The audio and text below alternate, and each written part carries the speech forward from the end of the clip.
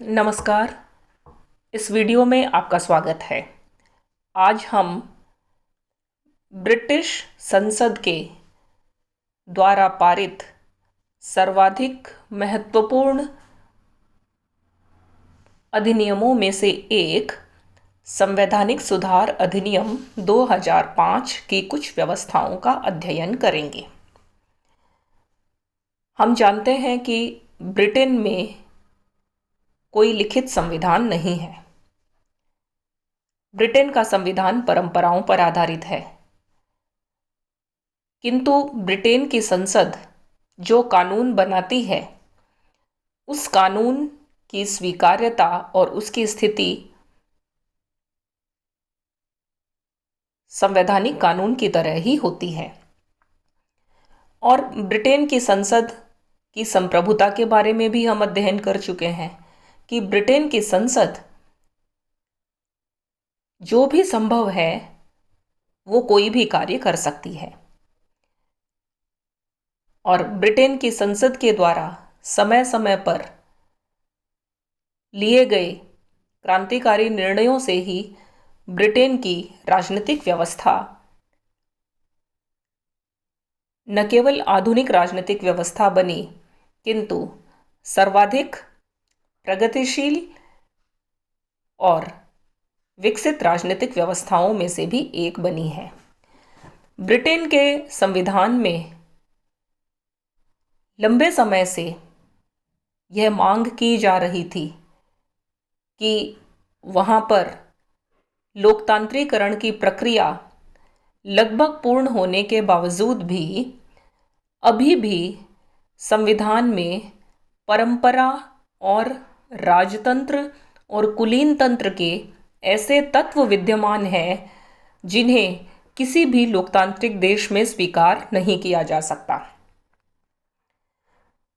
जब जब भी ब्रिटेन में श्रमिक दल की सरकार बनती है, तब तक श्रमिक दल हमेशा यह प्रयास करता है कि ब्रिटिश राजनीतिक व्यवस्था में जो भी रूढ़िवादी तत्व हैं, जो कुलीनतंत्रीय तत्व हैं, जो लोकतंत्र के विरोधी तत्व हैं, उनको समाप्त किया जाए। और श्रमिक आंदोलन या श्रमिक दल या लेबर पार्टी की इसी पहल पर हमेशा से ही लॉर्ड सभा में सुधार की मांग उठाई जाती रही है। लॉर्ड सभा का जो अध्यक्ष है, लॉर्ड चांसलर, उसके पद में बहुत महत्वपूर्ण सुधारों की अपेक्षा थी और उनकी लंबे समय से मांग उठाई जा रही थी।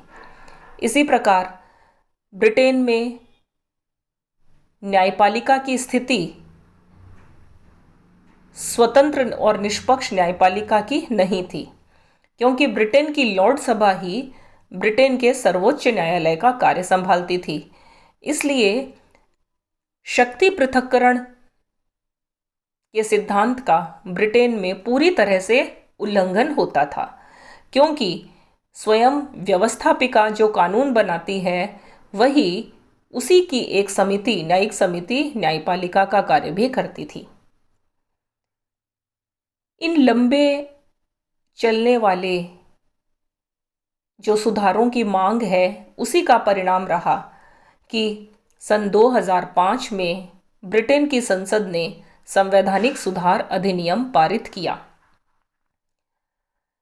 इस संवैधानिक सुधार अधिनियम के 3 महत्वपूर्ण भाग हैं। पहले भाग के अंतर्गत लॉर्ड चांसलर के पद में सुधार किया गया। दूसरे भाग के अंतर्गत ब्रिटेन में सर्वोच्च न्यायालय की स्थापना की गई और तीसरे भाग के अंतर्गत न्यायाधीशों की नियुक्ति प्रक्रिया की विस्तृत व्याख्या की गई। पहले हम इस वीडियो में इन संवैधानिक सुधार अधिनियम के इस लॉर्ड चांसलर के पद में क्या परिवर्तन किए गए उसका अध्ययन करेंगे और उसके पश्चात ब्रिटेन के सर्वोच्च न्यायालय की चर्चा करेंगे।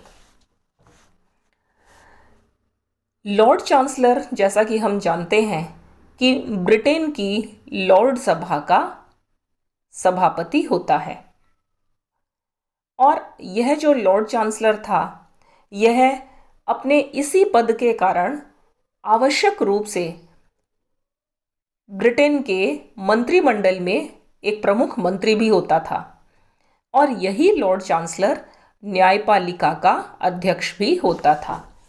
इस प्रकार लॉर्ड चांसलर के अंदर व्यवस्थापिका, कार्यपालिका और न्यायपालिका, इन तीनों का समावेश हो जाता था।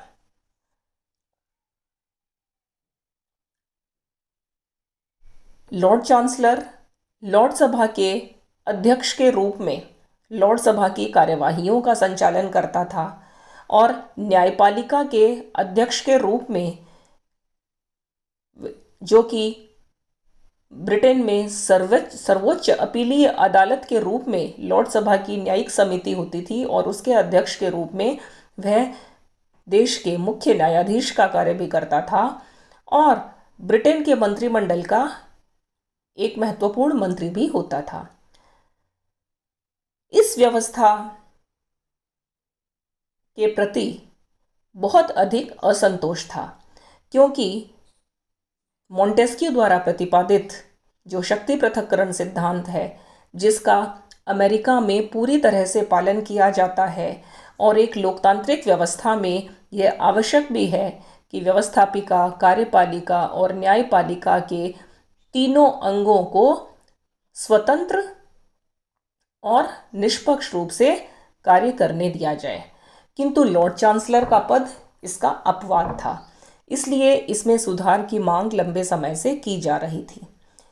संवैधानिक सुधार अधिनियम 2005 का जो प्रथम भाग है इस अधिनियम का, वो लॉर्ड चांसलर के पद में जो शक्तियों में परिवर्तन किया गया था उसकी व्याख्या करता है। इसके अंतर्गत अब लॉर्ड चांसलर लॉर्ड सभा का अध्यक्ष नहीं रहेगा। यह सर्वाधिक महत्वपूर्ण परिवर्तन किया गया। पहला परिवर्तन क्या है? लॉर्ड चांसलर लॉर्ड सभा का अध्यक्ष नहीं रहेगा, वरन लॉर्ड सभा अपने सदस्यों में से ही एक अलग से लॉर्ड स्पीकर का चयन करेगी और वही लॉर्ड स्पीकर लॉर्ड सभा की अध्यक्षता करेगा। इसलिए लॉर्ड चांसलर को अब लॉर्ड सभा के अध्यक्ष पद से मुक्त कर दिया गया है। जो दूसरा महत्वपूर्ण परिवर्तन किया गया वो ये कि लॉर्ड चांसलर को न्यायपालिका के अध्यक्ष या मुख्य न्यायाधीश के रूप में उसके कार्य की जो शक्तियां थी वो भी हटा दी गई। अर्थात अब लॉर्ड चांसलर न्यायपालिका के सर्वोच्च न्यायाधीश के रूप में भी कार्य नहीं करेगा। और तीसरा महत्वपूर्ण परिवर्तन ये किया गया कि लॉर्ड चांसलर के इस नाम को तो यद्यपि रखा गया, किंतु उसे कैबिनेट में या ब्रिटिश मंत्रिमंडल में एक सामान्य विधि मंत्री के पद के रूप में स्वीकार किया गया। अब लॉर्ड चांसलर का मंत्रिमंडल में जो पद है वह विधि मंत्री या secretary of state for justice, secretary of state for justice या विधि मंत्री, इस नाम से लॉर्ड चांसलर को अब जाना जाता है।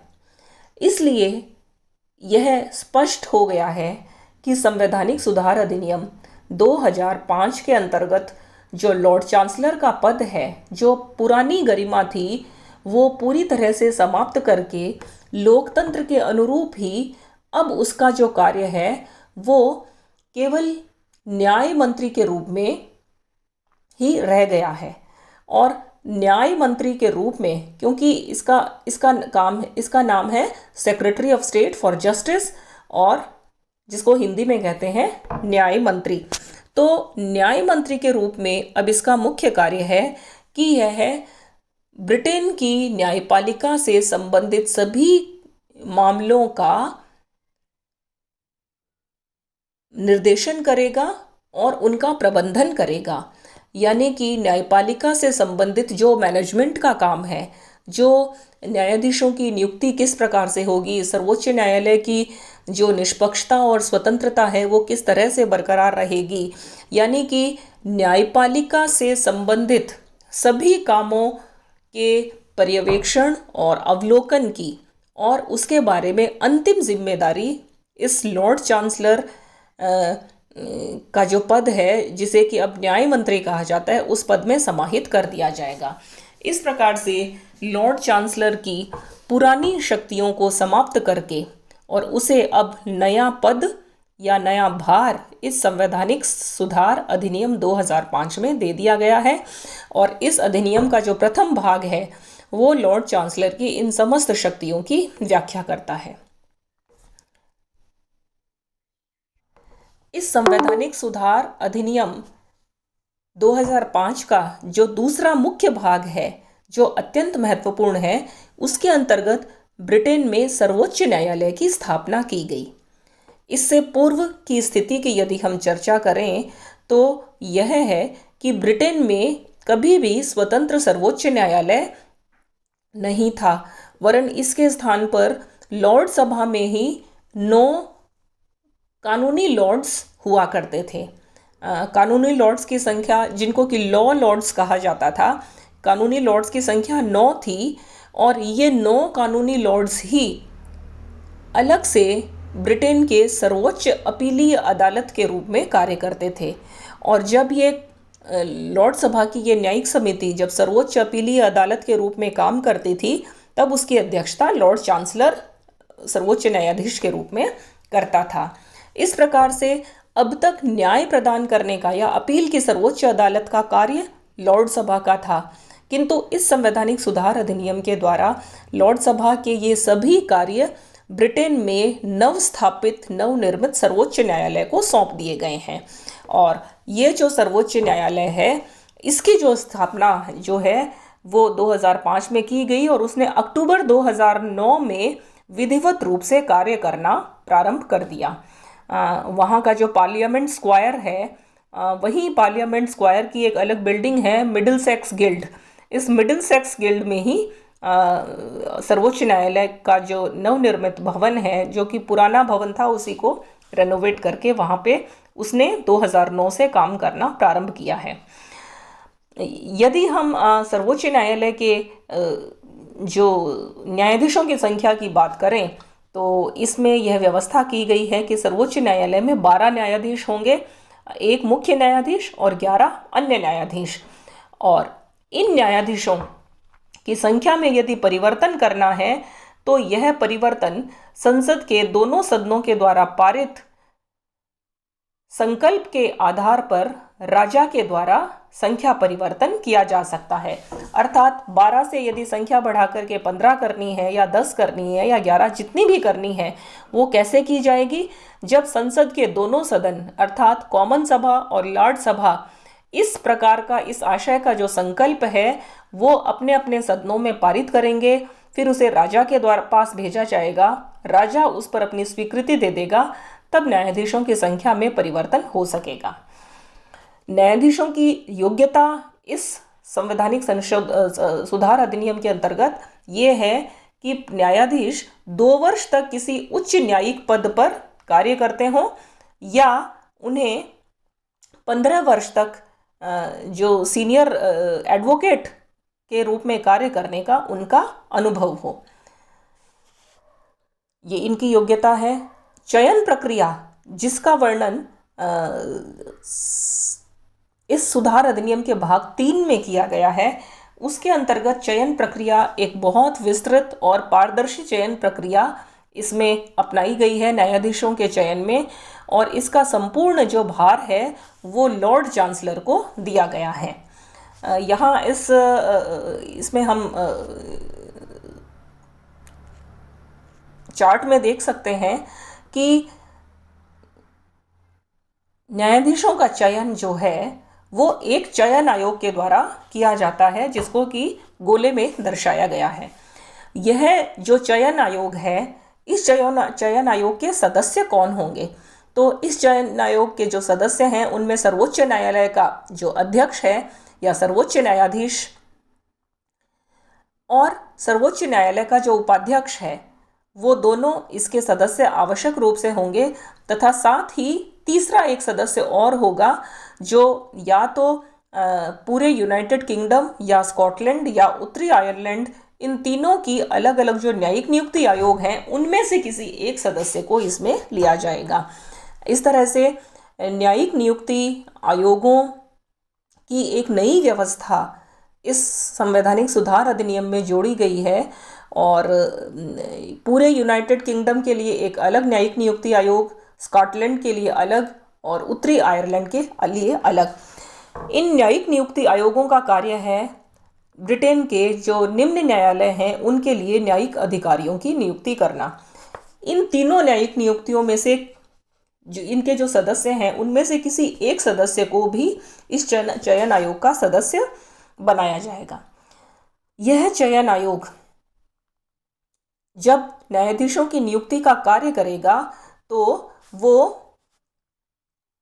परामर्श पूर्वक करेगा, और अपने अंतिम निर्णय से पूर्व वो जिनका परामर्श उसको लेना है वे हैं सर्वोच्च न्यायालय के वे न्यायाधीश जो चयन आयोग के सदस्य नहीं हैं। अर्थात चयन आयोग के सदस्य कौन हैं?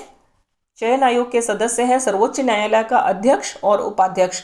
इनके अतिरिक्त जो भी वरिष्ठतम न्यायाधीश है उसका परामर्श अवश्य लिया जाएगा, लॉर्ड चांसलर का परामर्श लिया जाएगा, और स्कॉटलैंड, वेल्स और आयरलैंड के जो मंत्री हैं उनसे संबंधित जो मंत्री हैं उनका परामर्श लिया जाएगा।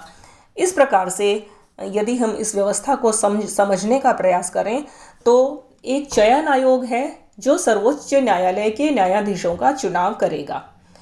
यह चयन आयोग 3 सदस्यों से मिलकर के बना होगा। प्रथम सदस्य सर्वोच्च न्यायालय का अध्यक्ष, दूसरा उपाध्यक्ष और तीसरा न्यायिक यूके, स्कॉटलैंड या उत्तरी आयरलैंड के न्यायिक नियुक्ति आयोगों में से कोई एक सदस्य। यह चयन आयोग निम्न लोगों के परामर्श से नियुक्तियां करेगा, नियुक्तियों की लिस्ट बनाएगा, और वे हैं सर्वोच्च न्यायालय का वरिष्ठतम न्यायाधीश जो चयन आयोग का सदस्य नहीं है, लॉर्ड चांसलर, और स्कॉटलैंड, वेल्स और उत्तरी आयरलैंड से संबंधित विभागों के मंत्री।